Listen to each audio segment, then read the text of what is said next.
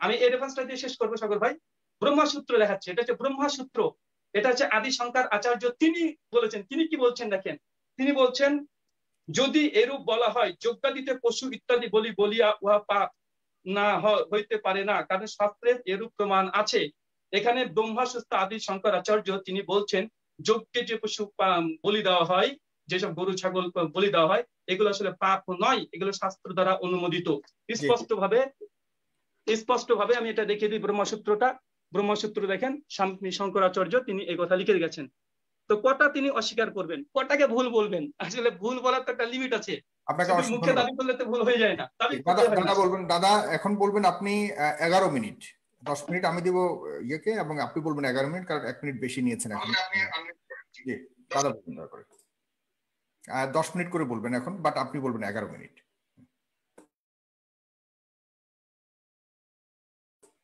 দাদা বলুন, দাদা আনমিউট করে বলুন, মহেন্দ্র দা আনমিউট করে বলুন। এ বললো যে আমি বেদ পড়িনি, বেদ জানি না, বেদগুলো আমি দেখিয়ে দিই আগে আপনার সামনে। আমার কাছে সব সংহিতা রয়েছে। বেদ মানে কি, এই ও ভাষ্য করা নয়, এসব সংহিতা, এসব সংহিতা পড়েই আমরা ভাষ্য করি, আমরা এর অর্থ জানি। আর একটা নয়, সব কটাই বেদ আমার কাছে আছে, 4টেই। আর আমি শুধু বেদ রাখিনি, আমার বাচ্চারা, ছেলেরা, মেয়েরা বেদ কণ্ঠস্থ করে রেখেছে। ব্যাপার হলো, আমি প্রথমেই বলে এসছি যে যারা বেদ ভাষ্য করেছে তারা অর্থ সব অনর্থ করেছে। স্বামী শঙ্করাচার্য আহম ব্রহ্মাস্মি বললো, আহম ব্রহ্মাস্মিটা কি করে সিদ্ধ হবে? আমি নিজেই ব্রহ্ম, এ কোনোদিন সিদ্ধ হয় না। সেখানে বেদ সেটাকে ভুল বলা হলো, বেদ এটাকে ভুল বলেছে, যে দোয়া সুপর্ণা সাইউজা শাখায়া সমানম বৃক্ষম পরিশোষ যাতে বললো। যাই হোক, সেটা অন্য ব্যাপার।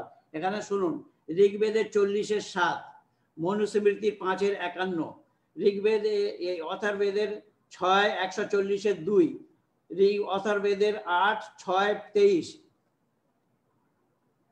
ঋগ্বেদের 1-164-26, ঋগ্বেদের 1-164-40, ঋগ্বেদের 5-83-8, ঋগ্বেদের 7-6-21-9, ঋগ্বেদের 7-56। দাদা কি বলেছে একটু যদি বাংলাতে। গায়কে মারার কথা বারণ করেছে। গায়, ওই জন্য আমি বলেছি আগে যে বেদে পরস্পর বিরোধী কথা থাকবে না, বেদে ঈশ্বরীয় জ্ঞান হবে না, ঈশ্বরীয় জ্ঞানে পরস্পর বিরোধী কথা হয় না। তো এখানে বলা হয়েছে যে গায়কে মারা যাবে না, গায়কে মারা যাবে না, গোর মাংস খাওয়া যাবে না, মেরে তাকে খাওয়া যাবে না। সে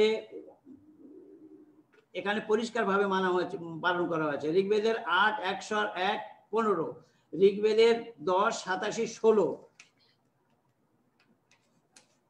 হে মনুষ্য উন পশুও কো মত মারো, এখানে পরিষ্কার বলা হয়েছে সে পশুদের মারতে মানা করে। এখানে শুধু গায়ে বলে আবার আসেনি, পশুদের মানা করে। আচ্ছা, আর একটা জিনিস আমি একটু বলে দিই, এর থেকে সরে, বেদ থেকে সরে, যে এখানে তো বিকাশবাদীরা বলছে যে বানর থেকে মানুষ হয়েছে। কোনটা মানা হবে? বানর থেকে মানুষ হয়েছে সঠিক, না মানুষ ঈশ্বর তৈরি করেছে সঠিক? কোনটা মানা হবে? এই রকম ধরনের অনেক গোজামিল বা ভেজাল দেওয়া হয়েছে। এখন আমাদের বৈদিক সত্য সনাতন বৈদিক ধর্মর সোপান হলো, প্রথম সিঁড়ি হলো অহিংসা, হিংসা না পারা। আর হিংসা না করে তো মাংস পাবে না, আর হিংসা যে করবে সে কোনোদিন ঈশ্বরের সান্নিধ্য লাভ করতে পারবে না। এবারে গৌ মাংস খেলে সন্তান ভালো হবে, সন্তান ঠিক হবে, এটা হতে পারে হয়তো, তাহলে আতঙ্কবাদী হতো কি করে এত, এটা ঠিক কথা, এটা হতে পারে হয়তো। না দাদা, দাদা ওইদিকে আপনি যাবেন না দয়া করে, মানে আমরা যাবো না কেন, এই তো প্রসঙ্গে আসলো তো, যখন সন্তান আপনার ভালো চাই, আমরা কেউ কাউকে আক্রমণ না করি দাদা। না ঠিক আছে, সন্তান বলবেন না, তারা কারো সন্তান না, তারা কোনো সেটা আলাদা, আরেকদিন আলোচনা করব। আমরা ইয়েতেই থাকি, আমরা রেফারেন্সেই থাকি। শাকাহারী অন্ধকারে দেখতে পায়, মাংসাহারীরা অন্ধকারে দেখতে পায় না, মানুষ রাত্রে দেখতে পায় না, বাঘ সিংহ বেড়াল আদি রাত্রে দেখতে পায়। শাকাহারী শরীরের ঘাম হয়, মাংসাহারী পশুদের ঘাম হয় না, তাদের জিভ থেকে লাল পড়ে, ইত্যাদি ইত্যাদি। শাকাহারী আর মাংসাহারী প্রাণীর মধ্যে পার্থক্য কি সেখানে পরিষ্কার বলা হয়েছে। মাংসাহারী প্রাণীর সন্তান উৎপত্তি ক্রিয়া মৈথুনকালে বন্ধনের সৃষ্টি করে, কিন্তু শাকাহারীর মধ্যে তা হয় না। মাংসাহারী প্রাণী ক্ষুদ্রান্ত ছোট হয় সেখানে অধিক অন্ন নিঃসৃত হয়। মাংসের পচনকালের নিমিত্ত অধিক অ্যাসিডিটির প্রয়োজন হয়। সেই জন্য মাংসাহারীর আসক্ত ব্যক্তি মদ্যপানে অভ্যস্ত হয়ে পড়ে। শাকাহারীর পচন প্রণালী ক্ষুদ্রান্ত বড় হয় এবং অল্প নিঃসরণ করে। মাংসাহারীর নখের ভিতর খালি থাকার মধ্যে বন্ধ থাকে। শাকাহারীদের নখ সর্বদা উন্মুক্ত থাকে। শাকাহারী পশু মাংসাহারী পশুর মধ্যে এই সমস্ত পার্থক্য রয়েছে। যে সকল তথাকথিত বুদ্ধিবাদের দন্তে দাম্ভিত্ব করে তারা বেদকে জানে না এবং বেদের জ্ঞান তাদের কাছে নেই। অধিকাংশ এই রূপেই স্বীকার করে থাকে, সংকোচ বোধ করেন। তাদের কাছে এটি একটি কারণ। ওদের মতানুসারে বেদ সমূহের নির্মাণকারীগণ বন মানুষের সমবর্তী ছিলেন। সুতরাং বেদের মধ্যে বিদ্যা ও আদর্শের উন্নতমানের বক্তব্য থাকা সম্ভব। বেদে গাভী সম্মান ও পূজা প্রভৃতি উপযোগী এবং তন্দ্রা রূপে স্বীকৃত। বেদে যজ্ঞের নামে অধ্বর্য অর্থাৎ যে ক্রিয়া হিংসা রহিত, সেখানে বেদের যজ্ঞে ক্রিয়া মানে হিংসা রহিত অধ্বর্য তাকে বলা হয়েছে। হিংসা রহিত মানে বেদের ওই জন্য চারদিকে মেখলা থাকে যাতে পিঁপড়ে পর্যন্ত না যেতে পারে। যাই হোক, বৈদিক শব্দের ব্যাখ্যাকারী আচার্য ইয়াস্ক ও তার নিরুক্ত গ্রন্থে লিখেছেন যে ধরতিতে হিংসা কর্ম তৎপরিচিষ্যতে অধ্বর্য। ইহা যে কর্ম হিংসার বিরোধী। যজ্ঞকে সর্বদা হিংসা রহিত করা হয়েছে। গোমেদ, অশ্বমেধ ইত্যাদি কোন প্রকারের যজ্ঞ পশুবধের বিধান কোথাও পাওয়া যাবে না। বেদ ভক্ত জনগণের মনে তাদের বিচার কিংবা সংস্কারের গোবধ অথবা মাংসের বিষয়ে কোনো প্রশ্নের অবকাশ নেই। হাজার বছর ধরে বিদেশির সঙ্গে ভারতীয়দের সম্পর্ক আছে। এছাড়া বিচার ব্যবহারের আদান প্রদানও চলে আসছে। সময়ের প্রগতির সঙ্গে দেশের কত মানুষ মাংসাহারী হয়েছেন। খ্রিস্টান ও মুসলমানদের মধ্যে মাংসাহারী কিংবা গৌমাংস খাদ্য হিসেবে গ্রহণ করা বা না করার কোনো বাজ বিচার নেই। কিন্তু হিন্দুদের মধ্যে আর্য সমাজের আর্য সভ্যতার তারা মাংসাহারী নয় এবং তাদের অভক্ষণ পদার্থের কিরকম যুক্তি দেওয়া হয়েছে সেইগুলো দেখা একান্ত কাম্য। ব্যাখ্যা দূষিত করেছে। সেই গ্রন্থের মধ্যে প্রক্ষেপ ভেজাল দেবার চেষ্টা করেছে। কর্মকাণ্ডের গ্রন্থের সমূহকে ভ্রষ্ট করেছে। কিন্তু এসব করা সত্ত্বেও তারা আজ সফল হতে পারেনি। গাভী এবং বেদ মাতা রুদ্রানাম দুহিতাম বসুনাম, এ ঋগ্বেদের 8, 10, 1-15। এখানে ব্রহ্মচারী বিদ্যানগণের মাতা নির্মাতা, দুষ্টের রোদনকর্তা, রোদায়তি তস্মাদ রুদ্রহা, বিদ্যান সৈনিক সেনাপতি ইত্যাদিগণ গাভীকে মাতৃতুল্য পূজনীয় বলে মনে করে। গাভী বসু বিদ্যানদের পুত্রী, সমাজের সংস্থাপক। বাসয়ন্তী তন্মাদ বসতি, ব্যাপকভাবে বন্ধনকারীর জন্য গাভী পুত্রী সমা পালনীয়, রক্ষণীয় এবং তাই সেই রূপে তাকে স্বীকার করতে হয়। অমৃতের কেন্দ্র। গো রক্ষার দ্বারা চিরঞ্জীব সমাজ সচেতন লাভ হয়। অতঃপর বেদ বিচারশীল চিন্তনশীল পুরুষগণকে আদেশ প্রদান করে যে গো নির্দেশ নিষ্পাদন অদিতি অখণ্ডনীয় অবদ্ধ, সুতরাং তাকে হত্যা করে না। এটি বেদের আদেশ এবং নির্দেশ। এখানে ইংরেজরাও এই সব কথা মেনেছে। যজুর্বেদে এই কথা বলা হয়েছে 1349। এখানে বেদে রাজার জন্য এক প্রকারের উপদেশাত্মক মন্ত্র বর্ণিত আছে। উপরোক্ত মন্ত্রের অর্থ হলো এই যে পরোপকারী রাজন গভীর মানুষের অসংখ্য সুখের সাধন, দুগ্ধের জন্য বিভিন্নভাবে পালনীয়, গৌ ঘৃত দুগ্ধ দাত্রী অতিথি অখণ্ডনীয়, হে মানব একে হত্যা করো না। অর্থাৎ যে কেউ যেন গো হত্যা না করে এরকম রাজ্য ব্যবস্থা হওয়া উচিত। এ রাজার জন্য উপদেশ দেওয়া হয়েছে বেদের মধ্যে। অথর্ববেদের 3:30 বলা হয়েছে এটি সমাজের কর্তব্য উপদেশ। হে মানুষগণ, পরস্পর একে অপরকে এমন ভাবে স্নেহ করো যেমন ভালোবাসে কারা? গাভী এবং বাচ্চাদের।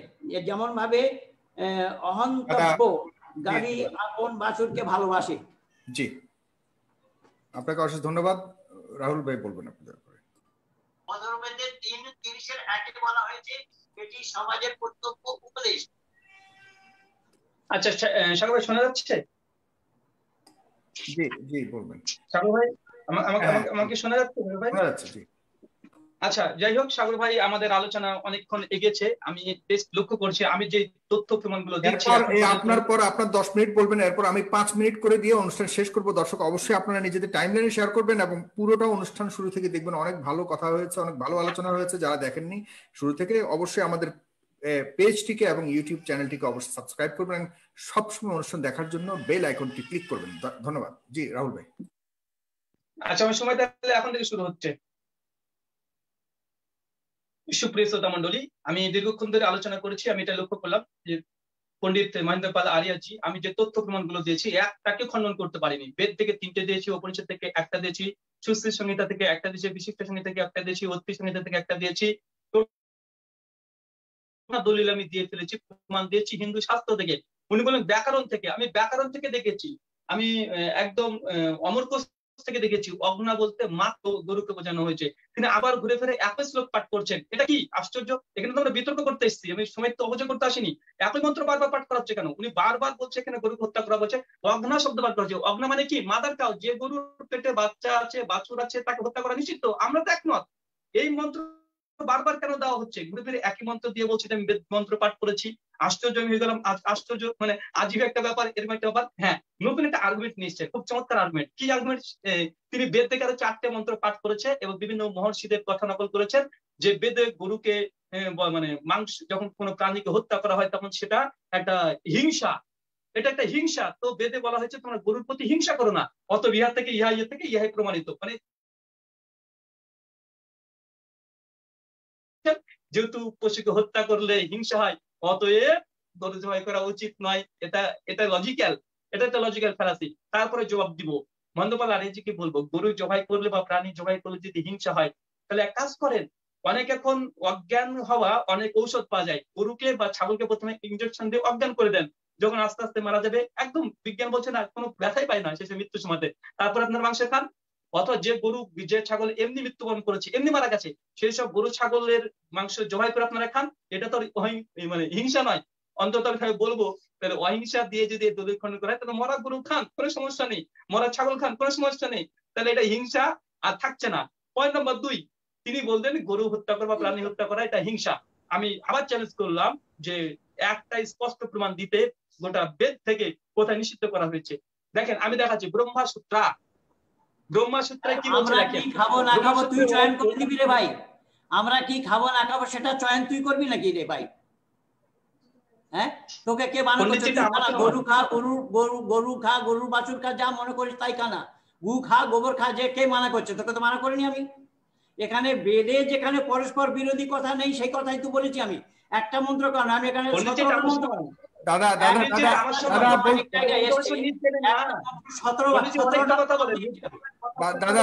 একটু বলতে দিন দাদা প্লিজ। আমরা প্রায় অনুষ্ঠানের শেষের দিকে এসেছি। খুব সুন্দরভাবে অনুষ্ঠান আমরা কি খাবো ও চয়ন করবে নাকি? না ঠিক আপনার সময় আপনি বলুন, ওনাকে বলতে দিন। দাদা ওনাকে বলতে দিন। হ্যাঁ রাহুল ভাই বলুন।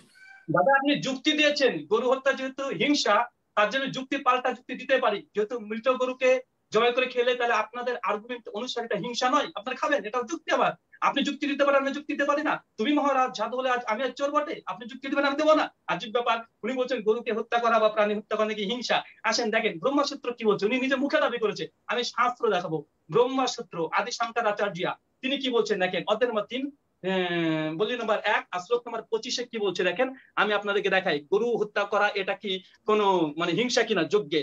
দেখেন এখানে স্পষ্ট লেখা আছে, যদি এইরূপ বলা হয় যে যজ্ঞাদি পশু ইত্যাদি বলি হয় বলিয়া উহা পাপ, আমরা বলিব না, ইহা হইতে পারে না, কারণ শাস্ত্রে প্রমাণ এরূপ আছে। তারপর লিখছে দেখেন, যজ্ঞে পশু হানিদি যজ্ঞ দ্বারা যজ্ঞ কর্তার কোনো পাপ হয় না, অশ্লীল কর্মফলের সৃষ্টি হয় না, কারণ শাস্ত্র দ্বারা ইহা অনুমোদিত। আচার্য স্বামী তিনি বলছেন, শঙ্করাচার্য তিনি বলছেন, যজ্ঞের সময়তে যে গরুকে যে প্রাণীকে জবাই করা হয় এটা হিংসাও না, এটা পাপও না। উনি মুখের কথা বলছেন, আমি ব্রহ্মসূত্র থেকে দেখে দিলাম। আরো একটা দেখেন, মনুসংহিতা থেকে এর আগে দেখেছি, মনুসংহিতা ৫ নম্বর অধ্যায় ৪৪ নম্বর শ্লোক, সেখানে পরিষ্কার ভাবে কি বলছে দেখেন, ৫ নম্বর অধ্যায় ৪৪ নম্বর শ্লোকে কি বলা হচ্ছে আমি দেখাচ্ছি, দুটো মন্ত্র এখানে পাঠ করছি। দেখেন এখানে এটা কি হিংসা? এটা হিংসা নয়। এবং পরিষ্কারভাবে বলা হয়েছে যে বলছে দেখেন, তাকে অহিংসা বলিয়া জানিতে হইবে। অর্থাৎ দেখেন আমি দেখিয়ে দিই, আমি শ্লোকটা দেখিয়ে দিই, উনি শুধুমাত্র বলে যাচ্ছেন যেটা নাই। দেখেন মনুসংহিতা, এটা আমাদের কোনো অনুবাদ নয়, মনুসংহিতা ৪৪ নম্বর শ্লোক, এই অস্থাবর জঙ্গলমানাত্মক জগতে বেদ বিহিত যে পশু হিংসা নিয়ত আছে, অর্থাৎ অনাদিকাল থেকে চলে আসছে। মানে ভগবান মুনু বলছে বেদে পশু হত্যার কথা আছে, তাকে অহিংসা বলেই জানতে হবে, কারণ বেদ এরকম বলা হয়েছে। ভগবান মুনু বলছে বেদের মধ্যে গরু মাংস খাওয়ার কথা আছে, এবং পাশাপাশি তিনি একথা বলছে এটা হিংসা নয়, এটা হিংসা, এটা অহিংসা, এটা হিংসা নয়, এটা হিংসা রহিত। এরপর দেখেন আমি আরো দেখাচ্ছি, এটা হচ্ছে কালিকা পুরাণ ৫৫ নম্বর অধ্যায় মন্ত্র সংখ্যা ১০, সেখানে কি বলা হচ্ছে দেখেন, উনি বললেন বারবার একটা আর্গুমেন্ট পেশ করেছে ৪খানা শ্লোক দিয়ে, যে এটা হচ্ছে কালিকা পুরাণ ৫৫ তর্করত্নের নবভারত প্রকাশনী থেকে ছাপা। এখানে পরিষ্কার ভাবে লিখছে দেখেন, এই জন্য যজ্ঞের পশু বধ হিংসার মধ্যে গণ্য হয় না। যজ্ঞে যে পশু বধ করা হয় এটা হিংসা নয়। আমাদের পণ্ডিতজি তিনি বলছেন হিংসা, এবং তার কথা মানবেন, শাস্ত্রের কথা মানবেন না পণ্ডিতজির মুখের শুধু কথা বলে মেনে নেবেন? পরিষ্কার ভাবে আপনার ৩টে রেফারেন্স দিলাম আমি। মনুসংহিতা ৫ অধ্যায় ৩০ নম্বর শ্লোকে ভগবান মুনু তিনি বলেছেন, ঈশ্বর কিছু প্রাণীকে সৃষ্টি করেছেন খাদক হিসাবে আর কিছু খাদ্যক হিসাবে, মানে একজন প্রাণী একজনকে খাবে, এটা হিংসা নয়। যদি হিংসাই হয় আমি পণ্ডিতজিকে জিজ্ঞাসা করবো, যেসব বাঘ হরিণ মেরে খাই, তো ঈশ্বর তাহলে এমন প্রাণী কেন তৈরি করলেন যে একজন প্রাণীকে মেরে হত্যা করে খেয়ে নিচ্ছে? আশ্চর্য বিষয়, আজীব ব্যাপার। আমি তারপরে শাস্ত্র থেকে দেখিয়েছি, তার যুক্তি খণ্ডন করেছি। বেদ থেকে তিনি এখন মধ্যে কোনো প্রমাণ দিতে পারেন নাই যে গরুর মাংস খাওয়া নিষিদ্ধ। একটা প্রমাণ দিয়েছে শুধুমাত্র মাদার কাউ, মানে মাতৃগর্ভকে হত্যা করা উচিত নয়। আমরা একমত, মাদার কাউকে হত্যা করা উচিত না, আমরা মুসলিমরাও করি না। অতএব বেদ থেকে স্পষ্ট হিন্দু ধর্মশাস্ত্র থেকে ২৬টা প্রমাণ দিয়েছি, স্পষ্ট প্রমাণিত গো মাংস অনুমোদিত, পশু হত্যা অনুমোদিত, পশু হত্যা করলে স্বর্গে যেতে পারবেন, পশু হত্যা করতে পারলে মহাভারত অনুশাসন পর্ব ৮৮ নম্বর অনুচ্ছেদ অনুযায়ী আপনার বাবা ১ বছর স্বর্গে লোকে তৃপ্তি পাবে। পশু হত্যা যদি করেন, আপনার মানে যদি গরু মাংস খান আপনার শরীর সুস্থ থাকবে। যদি আপনি গরু মাংস খান, চারক সংহিতা অনুযায়ী তার যত মানে দুঃখ কষ্ট আছে এগুলো মানে দূর হবে শরীরের। তারপর তিনি কি বলছেন, মাংসাশী প্রাণীর স্টমাক বিশেষ করে পরিপাকতন্ত্র বলছে বড় হয়। আর আমাদের যেহেতু মানে কিছু যুক্তি দিয়েছেন, মাংসাশী প্রাণীর স্টমাক এগুলো বড় হয়, আর আমরা যেহেতু মানুষ আমাদের স্টমাক ছোট, অতএব আমাদেরকে মাংস খাওয়া উচিত নয়। পণ্ডিত যেটা জানে না আসলে স্টমাক পরিপাকতন্ত্র বড় ছোট এই ব্যাপারটা কি, আপনি যে কোনো ব্যক্তিকে জিজ্ঞেস করেন যারা জীববিদ্যা নিয়ে পড়াশোনা করেছে, মাংসাশী প্রাণীরা তারা যেসব মাংস খায় কাঁচা অংশ খায়, তার জন্য হজম করতে হলে তাদের পরিপাকতন্ত্র বড়ই প্রয়োজন, স্টমাক বড় প্রয়োজন। কিন্তু আমরা মানুষরা তো মাংস রান্না করে খাই, আমাদের জন্য ছোটই প্রয়োজন, তাই আমাদের আল্লাহ ছোট দিয়েছে, আমরা হজম করতেও পারি। তবে তিনি বলেছেন হ্যাঁ মাংসাশী প্রাণীরা রাত্রিবেলাতে দেখতে পায়, কিন্তু তৃণভোজী প্রাণীরা রাত্রিবেলা দেখতে পায় না। তিনি যুক্তি দিয়েছেন, এটা যুক্তি, লজিক্যাল ফ্যালাসি। সাগর ভাই পয়েন্ট অফ ভিউ, মৌমাছি এটা কি মাংসাশী প্রাণী? না, তৃণভোজী। রাত্রিবেলা দেখতে পাই কি পায় না? রাত্রিবেলা দেখতে পায়, অথবা তার এই আর্গুমেন্টও বাতিল। তারপর তিনি বলছেন যে একটা বলেছেন যে যজ্ঞকে বলা হয়েছে সবসময় হিংসা রহিত, এটা একটা ভুল কথা বলেছে, শুধু দাবি করেছে। কোন বই থেকে তিনি সে রিডিং করতে শুরু করেছে, বিতর্ক করতে এসেছি, এখানে শুধু রিডিং করতে আসেনি। দেখেন আমি আপনাকে রেফার দিচ্ছি যে যজ্ঞকে কোথায় বলা হয়েছে, তিনি সংস্কৃত শব্দ বলেনি, ওখানে অধ্যার শব্দ বলা হয়েছে। অধ্যার শব্দ কেন বলা হয়েছে? এখানে পরিষ্কার সাতপাদ ব্রাহ্মণ ১১৮ নম্বর পৃষ্ঠা প্রথম খণ্ড ৪র্থ অধ্যায়ের প্রথম ব্রাহ্মণের ৪০ নম্বর মন্ত্রে এই কেন যজ্ঞকে বলা হয়েছে হিংসা রহিত তার এখানে স্পষ্ট ব্যাখ্যা করেছে। ব্যাখ্যাটা দেখিয়ে দিই। সৎপদ ব্রাহ্মণ সৎপথ ব্রাহ্মণটা শুক্ল যজুর্বেদে। এখানে অধ্যায় শব্দটা ব্যবহার করা হয়েছে যেহেতু এই যজ্ঞের সময়তে রাক্ষস এসে সে যজ্ঞকে নষ্ট করার চেষ্টা করেছিল। যজ্ঞ মধ্যে যজ্ঞ যখন চলবে সেই সময়তে কোনো হিংসা চলতে পারে না, এই জন্য বলতে যজ্ঞের নাম অধ্যায় রাখা হয়েছে। তিনি শুধুমাত্র একটা শব্দ দিয়ে তিনি খণ্ডন করার চেষ্টা করার চেষ্টা করেছেন, যেটা সম্পূর্ণ অনার্থক। তারপর তিনি আরেকটা বলেছেন গরুকে মা বলা হয়েছে। সময় শেষ, আপনার সময় শেষ। জি, আর 30 সেকেন্ডে যদি বলা থাকে কিছু। আচ্ছা, তিনি বারবার বলছেন গরুকে মা বলা হয়েছে, গরু প্রশংসা করা হয়েছে। আমি এটা জবাব দিয়েছি, গরুকে যে মন্ত্রে মা বলা হয়েছে নিজের জন্মভূমিকে মা বলা হয়েছে। তার জন্মভূমিকে মা বলা হয়েছে, মাটির উপর দিয়ে হাঁটেন কেন, পেশাব পায়খানা ফিরেন কেন? আর সাগর ভাই একটা লজিক্যাল, গরুকে মা বলা এটা কোনো সভ্য মানুষের কাজ হতে পারে?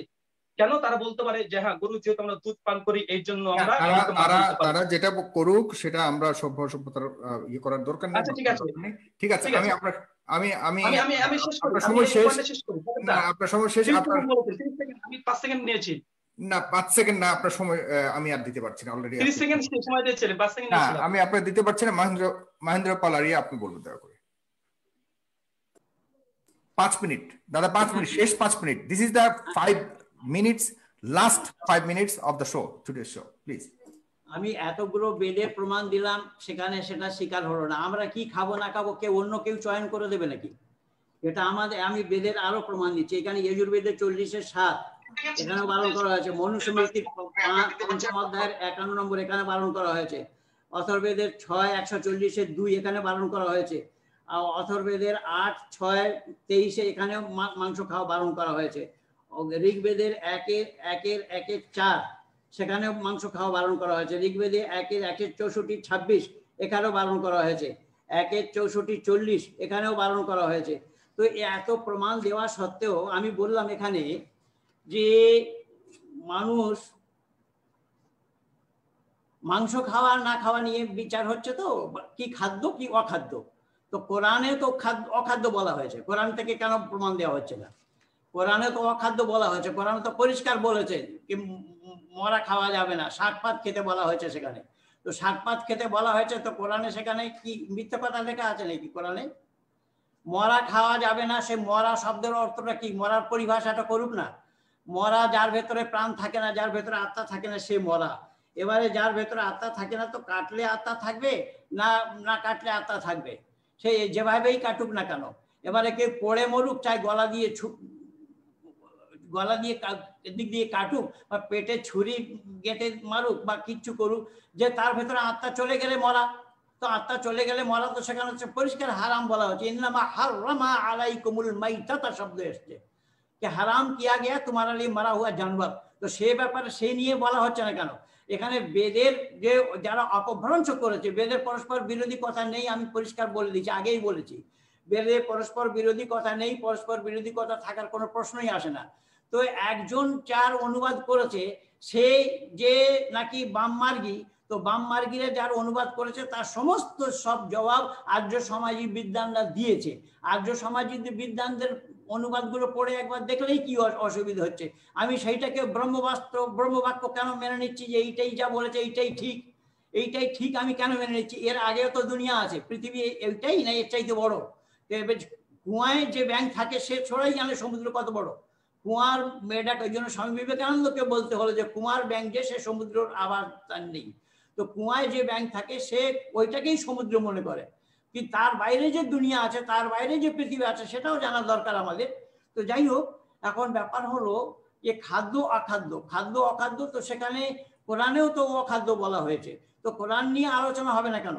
কোরআন নিয়ে আলোচনা হয়নি কেন? আমি তো সমস্ত কোরআনের আয়াত দিয়ে প্রমাণ দিয়ে বলেছি, তো সেটাকে টাচ করা হলো না কেন?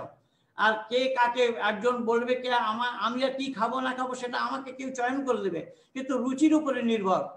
এমনি বলে মানুষ, আপ রুচি খানা আর পর রুচি পেহেননা, নিজের রুচি খাওয়া অনুযায়ী তো খাও। কে তোমাদের মানা করতে গেছে? তোমাদের কেউ মানা করতে তো যায়নি। তো তোমরা কেন এই কথা বলতে চাচ্ছ যে বেদে এই কথা আছে, এই কথা আছে?